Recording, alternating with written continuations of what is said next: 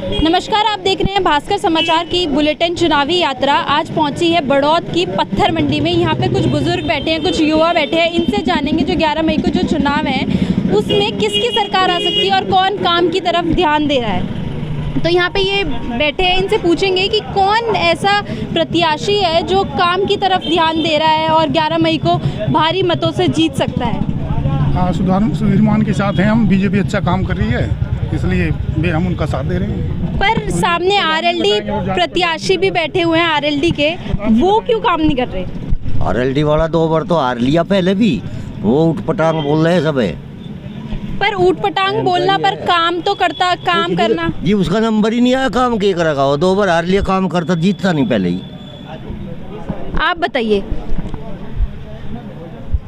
RLD प्रत्याशी जो है झूठा है, बेकार है और काम नहीं करता। इसी वजह से जनता का रुझान है वो सुधीर मान जी बीजेपी कैंडिडेट के साथ है और उसे ही जिताएंगे।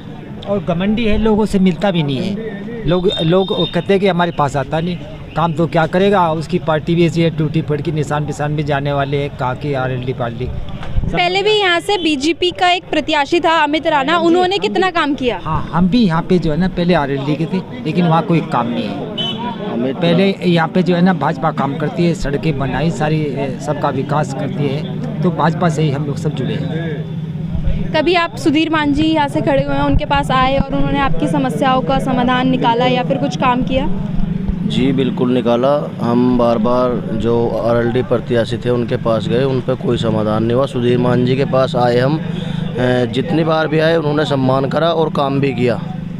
रही बात अमित राणा जी की, उनका भी बहुत अच्छा वो रहा है, क्षेत्र में ठीक रहा है। अगर पहले बड़ौद में विकास की बात करें, अमित राणा जी प्रत्याशी थे यहाँ से, तो क्या क्या ऐसा काम था और क्या क्या यहाँ पे सुधार आया उनके बाद? सड़कें, अमित राणा जी ने सड़कें, नालियाँ। सबसे पहले भास्कर समाचार को धन्यवाद। अमित राणा जी जब पहले चेयरमैन हुए, उन्होंने बड़ौद के अंदर काफ़ी विकास किया। नालियाँ बनवाई, साफ़ सफाई, सुंदरीकरण, शहर का सुंदरीकरण भी कराया, कस्बे का अच्छा।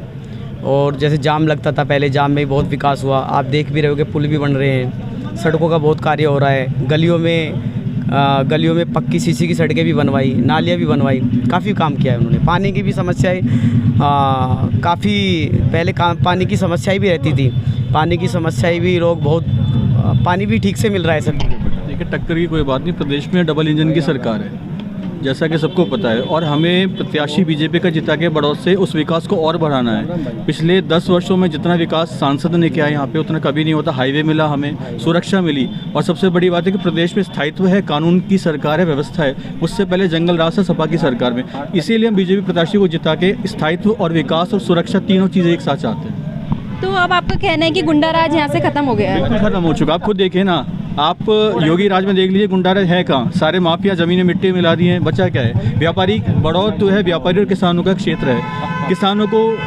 6,000 रुपये साल का वार्षिक मोदी सरकार दे रही है, और योगी सरकार ने कानून व्यवस्था के नाम पे, आप कहीं भी चले जाइए, आप सपा राज देखिए ना क्या होता था प्रदेश में। आज प्रदेश में देखिए क्या स्थिति है कानून व्यवस्था की, इसको सभी मान रहे हैं। 11 मई को आपको क्या लगता है, कौन सा प्रत्याशी ऐसा है जो कि आ सकता है, मजबूत है? देखिए, 11 मई को केवल और केवल भाजपा प्रत्याशी सुधीर मान वो जीतेंगे और जीत रहे हैं, इसमें कोई शक नहीं। पर आरएलडी में बबीता तोमर जी खड़ी हुई हैं, वो भी काफ़ी स्ट्रांग दिखाई दे रही हैं। देखिए, आरएलडी है कि केवल बबीता तोमर को नहीं ले सकते ना, अगर एज ए होल उनको पूरी पार्टी देखनी पड़ेगी। पिछले 25 साल अजीत सिंह का राज रहा, क्या करा उन्होंने? हमें, आपको मूल प्रश्न विकास का है। हाईवे मिले, हमारी सड़क डबल हुई दिल्ली से सहारनपुर तक, और दिल्ली सहारनपुर हाईवे मिल रहा है। रेलवे का दोहरीकरण होगा, विद्युतीकरण हो चुका है। तो विकास चाहिए, होगा कैसे? ज़्यादा क्या चाहिए आपको? प्रत्याशी हम बीजेपी का इसलिए जिता रहे हैं, विकास मिलेगा, हमें सुरक्षा। बहुत मुस्कुरा रहे हैं, इनसे जानेंगे कि क्या ये चाहते हैं कि किसकी सरकार आए 11 मई को? सरकार बीजेपी की बनेगी, सुधीर मान जी चेयरमैन बनेंगे। और हमें तो एक बात और जाननी है, या तो फूस वाली मस्जिद पे आपको अल्लाह अकबर करानी, या इनका सुशासन करना। बस हम तो सब भाइयों को अपने यही कहना चाह रहे जी, बीजेपी बुलाओ और कार्य बढ़ाओ। प्रदेश का विकास चाहिए तो बीजेपी सरकार को बनाना चाहिए।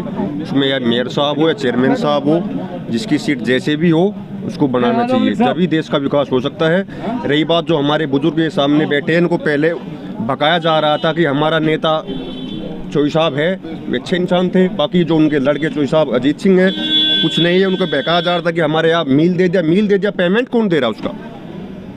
कभी पेमेंट एक साल में पेमेंट होता है, एक पर्ची का आता है तो 2 गुना उधार हो जाता है उनका तब तक, ठीक। तो इनको पहले भकाया जा रहा था, इन लोगों को हमने समझाया, इनकी समझ में आया जब ये बीजेपी सरकार में आए, ठीक।